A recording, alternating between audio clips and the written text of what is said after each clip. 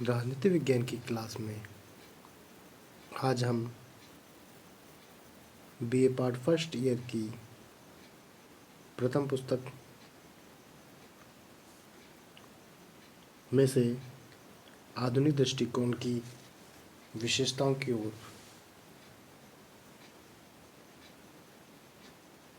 ओर चर्चा करेंगे। पिछली क्लास में हमने जो आधुनिक दृष्टिकोण था उसकी 5 विशेषताओं के बारे में अध्ययन किया था, जिनमें प्रथम बिंदु में मूल्य मुक्त अध्ययन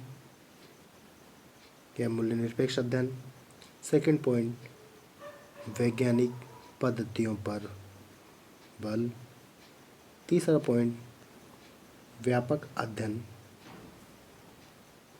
चौथा पॉइंट तुलनात्मक विश्लेषणात्मक एवं समस्या समाधानात्मक, और पांचवा पॉइंट अंतः अनुशासनात्मक अध्ययन।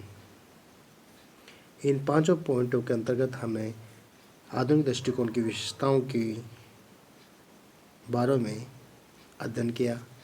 आज हम इनके अन्य बिंदुओं, जिनमें शोध एवं सिद्धांत में घनिष्ठ संबंध के बारे में चर्चा करेंगे।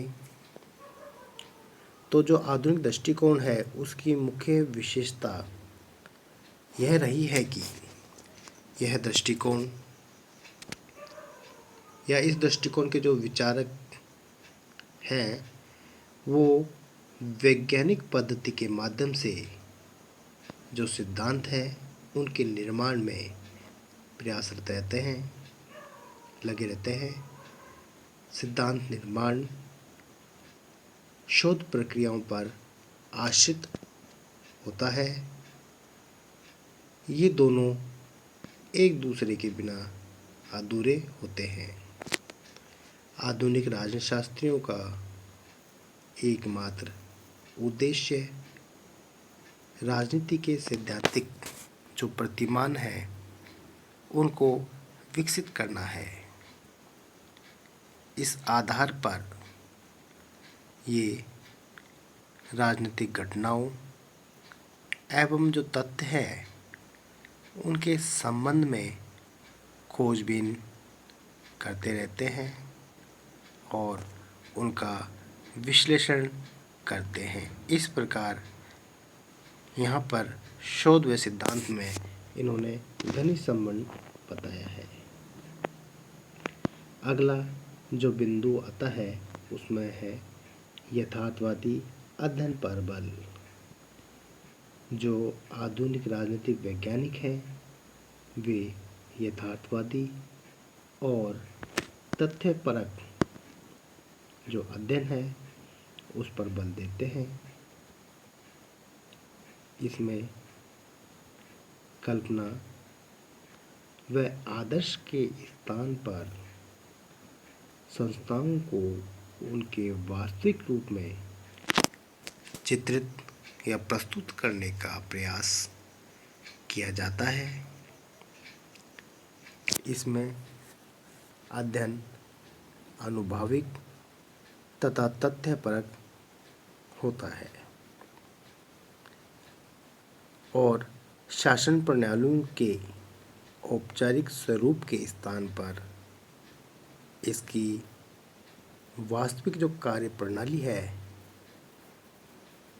का अध्ययन किया जाता है। इसका अगले बिंदु में व्यवहारपरक अध्ययन पर जोर है कि जो व्यवहारवादी हैं वो व्यवहारपरक अध्ययन पर महत्व देता है, जोर देता है।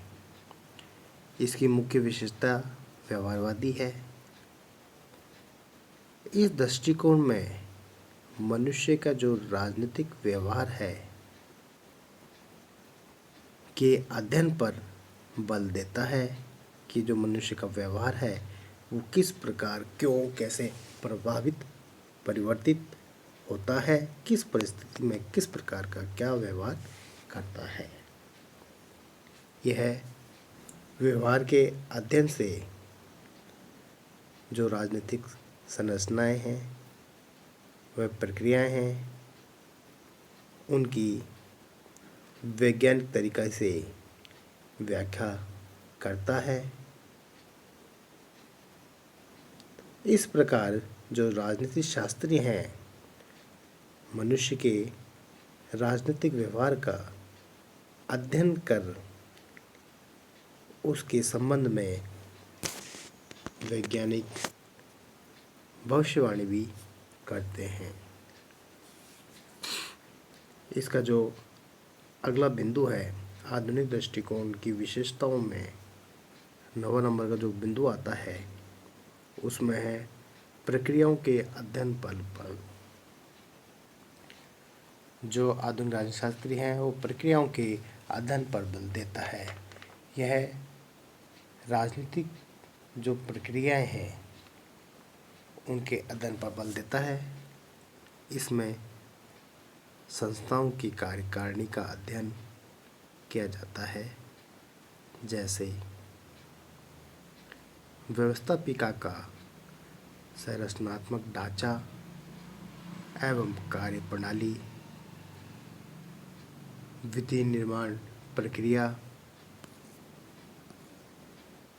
विधि निर्माण के जो प्रेरक तत्व हैं उनके बारे में, एवं सदस्यों के व्यवहार आदि के बारे में अध्ययन करता है। इसमें उस परिवेश का भी अध्ययन किया जाता है जिसमें संस्थाएं कार्य करती रहती हैं। इन परिवेशों में राजनीतिक दल, दबाव समूह, संचार के साधन तथा मतदान व्यवहार इत्यादि आते हैं।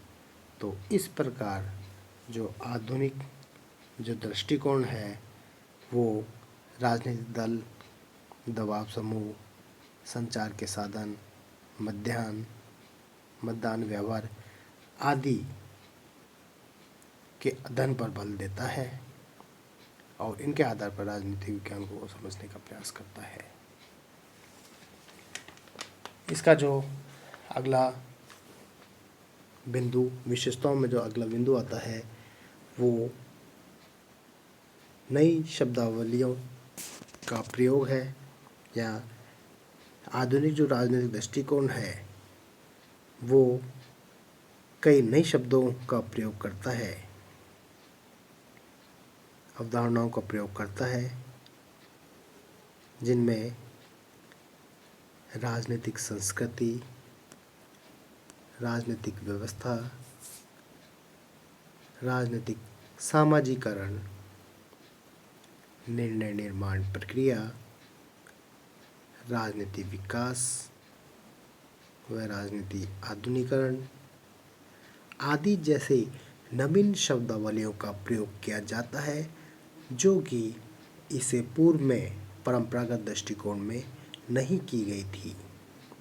इस प्रकार इन 10 विशेषताओं के आधार पर हम कह सकते हैं कि जो आधुनिक दृष्टिकोण है वो व्यापक है, विस्तृत है। इसके पश्चात हम परंपरागत और जो आधुनिक दृष्टिकोण है उसकी आलोचनाएं या उनमें क्या अंतर पाया गया है, इन दोनों में क्या असमानता है, उसके बारे में अध्ययन करेंगे।